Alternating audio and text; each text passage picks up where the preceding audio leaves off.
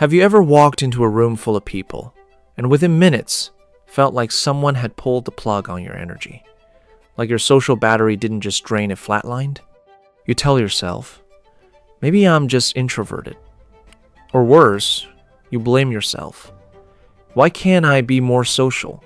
Why does everyone else seem to thrive in these situations while I'm counting down the minutes until I can escape? But here's what nobody tells you.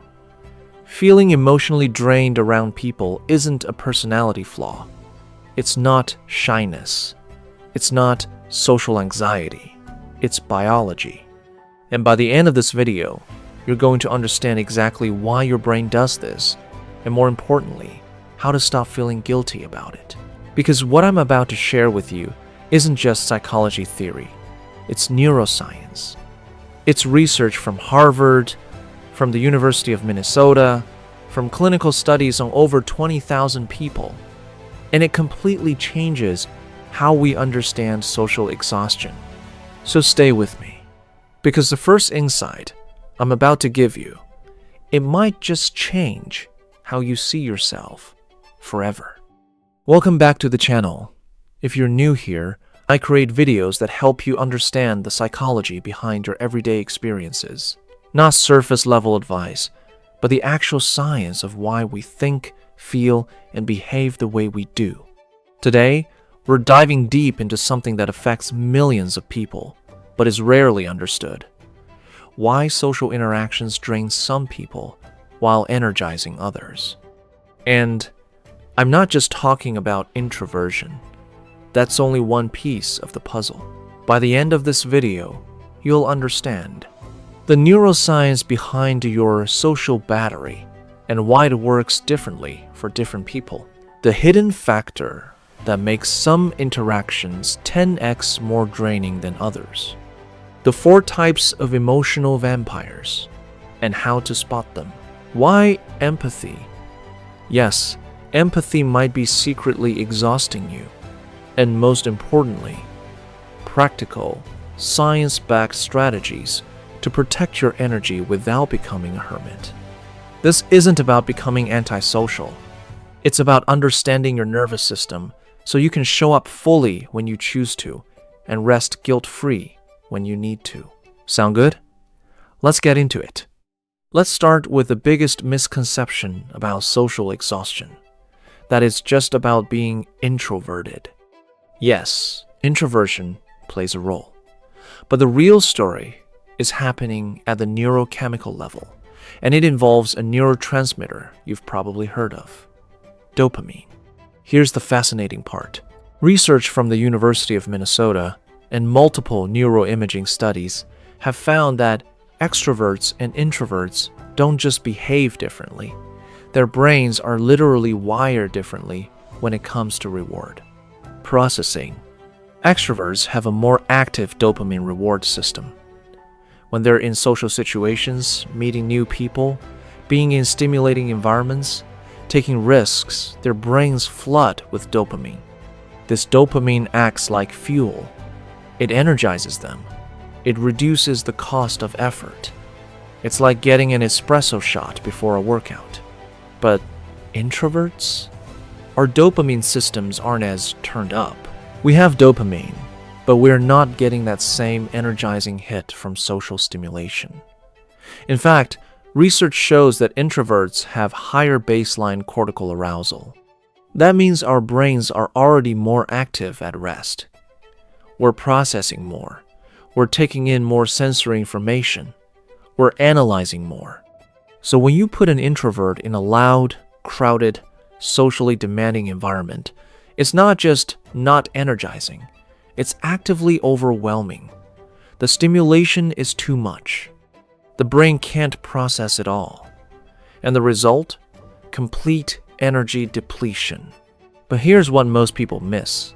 This isn't just about introversion versus extroversion, because even extroverts experience social exhaustion eventually. A 2016 study from the University of Helsinki found that after 3 hours of socializing, everyone reported higher fatigue regardless of personality type. The difference? Extroverts start with more dopamine fuel in their tank.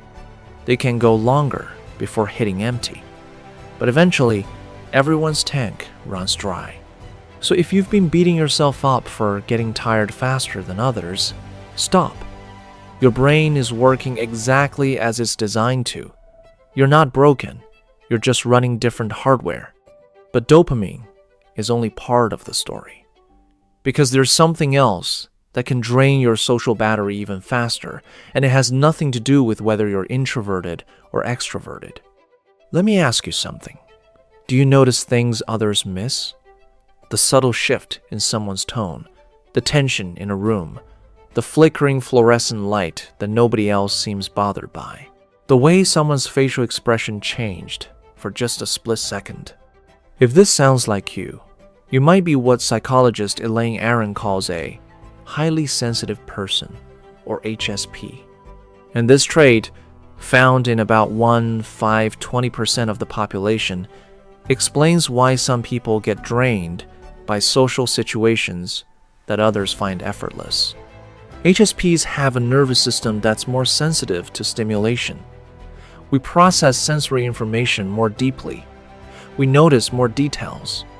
We feel emotions more intensely. And yes, we get overwhelmed faster. Research published in the journal PubMed found that HSPs showed significantly higher cognitive and psychosocial fatigue compared to non-HSPs. We're not just tired, we're processing at a deeper level, and that takes enormous energy. Think of it this way. Imagine your brain is a computer. Most people are running 1 or 2 programs during social interactions. But if you're an HSP, your brain is running 10 programs simultaneously. You're processing the actual conversation, words meaning subtext, body language and micro expressions, the emotional energy in the room, sensory input, sounds, lights, smells, temperature, your own internal reactions and feelings, social dynamics and power structures, potential conflicts or tensions, your own self-presentation and impression management. No wonder you're exhausted. Your brain is doing deep processing work that others aren't even aware of. It's like everyone else is walking while you're running a marathon. But here's the beautiful part of being an HSP. This deep processing is also why you're probably incredibly insightful, creative, empathetic, and able to read people in ways others can't.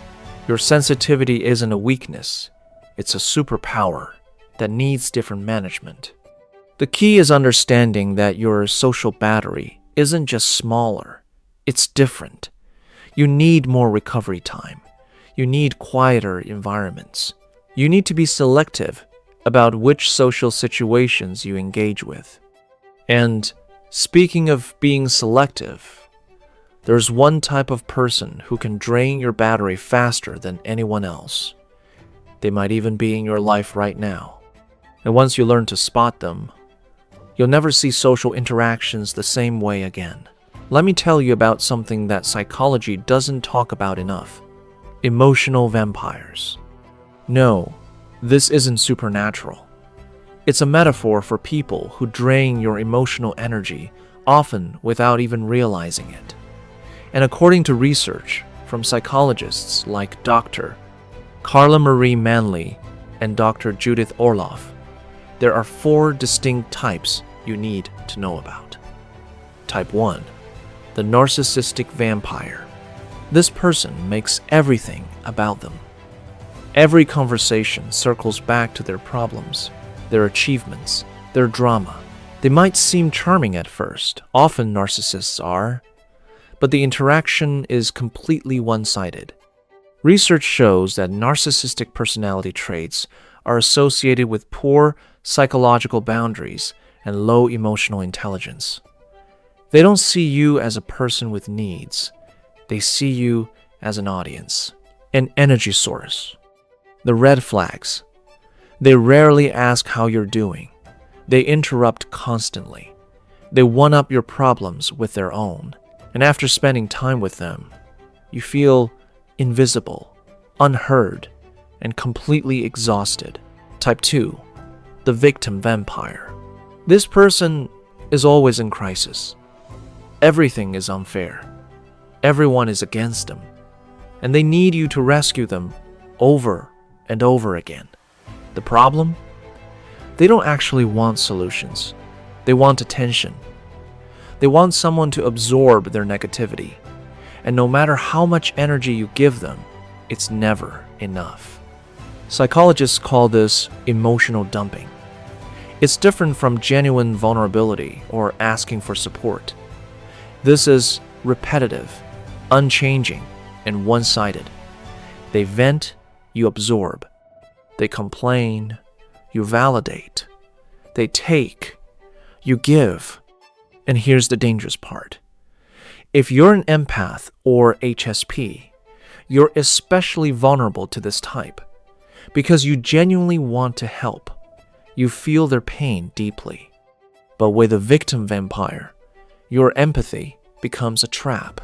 Type 3. The controller. This person needs to dominate every interaction. They have an opinion about everything you do. They invalidate your feelings if they don't fit their worldview. They start sentences with, "You know what you need," and then tell you exactly what they think you should do. Controllers drain your energy by making you second-guess yourself, by creating a dynamic where you're constantly defending your choices, by making you feel small so they can feel big. Research on controlling behavior shows it's often rooted in the controller's own insecurity, but that doesn't make it any less draining for you. Type 4. The borderline splitter. This is the most intense type. They see people as all good or all bad. One day, you're their best friend. The next, you're the enemy because you said something that upset them. They keep you on an emotional roller coaster. You walk on eggshells, never knowing which version of them you'll get. And the emotional whiplash? It absolutely devastates your energy reserves. Now, here's the important thing. Some emotional vampires are intentional. They know what they're doing, and they don't care. But many are completely unaware. They're not evil, they're just wounded people with poor boundaries and low self-awareness. But whether intentional or not, the effect on you is the same. Complete emotional exhaustion. So, what do you do about it? We'll get to strategies soon. But first, there's one more piece of the puzzle we need to understand, because even if you avoid vampires, you might still be draining yourself without realizing it. Here's something that might shock you. Empathy doesn't cause burnout. I know, that sounds wrong. We've all heard that empaths are especially prone to exhaustion, that feeling too much for others drains you. But the research tells a different story. A meta-analysis published in Psychology, Health and Medicine examined over 72 studies representing more than 20,000 people. The findings? Most types of empathy actually protect against burnout, not cause it. People high in empathic concern, feeling compassion for others and perspective-taking, and understanding others' views, reported fewer burnout symptoms across ages, genders, occupations, and countries. So, why do so many empaths feel drained? Because there's a specific type of empathy that is exhausting, and it's probably the one you're using most. It's called emotional resonance, automatically absorbing other people's emotions. When you don't just understand what someone feels, but you actually feel it yourself. Their anxiety becomes your anxiety. Their sadness becomes your sadness. Their anger triggers your anger. This emotional contagion is exhausting because you're not just witnessing someone's emotions, you're experiencing them as if they're your own. And if you're around negative emotions all the time, you're essentially marinating in stress hormones. The research found that While empathic concern and perspective taking were protective, emotional resonance increased burnout risk, especially when absorbing anger and distress. Interestingly, absorbing positive emotions like joy was actually protective. So it's not about shutting down your empathy. It's about changing how you empathize. Compassion, caring about others' well-being, is energizing. Understanding, seeing their perspective, is energizing. But emotional fusion, becoming their emotions, is exhausting. This is huge. It means you don't have to become cold or uncaring to protect your energy.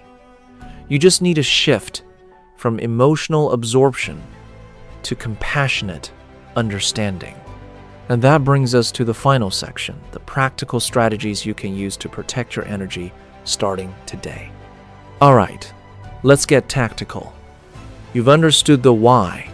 Now, let's talk about the how. Here are 7 science-backed strategies to stop feeling emotionally drained around people. Strategy 1. The pre-social check-in. Before any social interaction, check your current energy level. Are you at 80%? 50%? 20%? This isn't about avoiding social situations. It's about matching the interaction to your capacity. Low energy? Maybe skip the loud party and opt for coffee with one friend. High energy? That's your window for more demanding social situations. Research on self-regulation shows that we're more vulnerable to emotional drain when our resources are already depleted. Don't set yourself up for failure. Strategy 2. The boundary protocol. You need boundaries like you need oxygen. Not optional, not negotiable, essential. Start with time boundaries. I can stay for an hour. Then stick to it. Don't let guilt extend your stay when you're already depleted. Emotional boundaries. I care about you, but I can't be your only support system. I need to protect my energy right now. Research on psychological boundaries shows that people with clear boundaries experience less emotional exhaustion and higher relationship satisfaction. Boundaries don't push people away, they create healthier dynamics. Strategy 3. The recovery ritual. Your nervous system needs a cool down after social stimulation. This isn't luxury, it's maintenance. Create a post-social recovery ritual. Maybe it's 30 minutes of silence, a walk in nature, a warm bath, meditation, reading. Whatever helps your nervous system downregulate. Studies on sensory processing show that HSPs and introverts need longer recovery periods after stimulation. Honor that need. Don't schedule back-to-back social events without recovery time in between. Strategy 4. The empathy shift. Remember the empathy research? Practice shifting from emotional resonance to compassionate concern. When someone's sharing their struggles, instead of absorbing their emotions, try this mental reframe.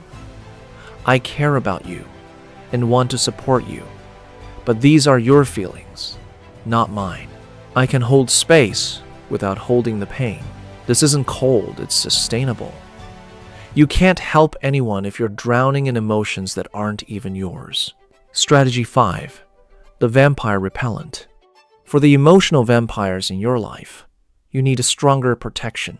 With narcissists, limit contact, keep interactions brief. Don't expect reciprocity, it won't happen. With victims, stop rescuing. Offer solutions once, then stop. Don't feed the drama cycle. With controllers, be assertive. I appreciate your input, but I've made my decision. Don't defend or explain. With splitters, stay calm. Don't engage in the drama. Set firm boundaries and follow through. Sometimes the only solution is distance. And that's okay. You don't owe anyone unlimited access to your energy. Strategy 6. The energy audit. Take inventory of your relationships. Who energizes you? Who drains you? Who's neutral? Research on social energy shows that interactions with familiar people expend less energy than interactions with strangers. And meaningful connections, regardless of introversion, are less draining than superficial small talk. Prioritize relationships that feel mutual, supportive, and energizing. Reduce time with those that feel one-sided, dramatic, or exhausting. Strategy 7. The self-compassion practice. And finally, stop beating yourself up for having limits. Your need for rest isn't weakness. Your sensitivity isn't a flaw. Your boundaries aren't selfish. Research on self-compassion shows that people who treat themselves kindly during difficult moments have better emotional regulation and recover from stress faster. When you feel drained, instead of thinking, "What's wrong with me?" try, "My nervous system is doing exactly what it's designed to do. I honor my needs. I give myself permission to rest. So let's bring this all together." You feel emotionally drained around people because your dopamine system processes social rewards differently. You might be a highly sensitive person, processing more deeply. You might be surrounded by emotional vampires.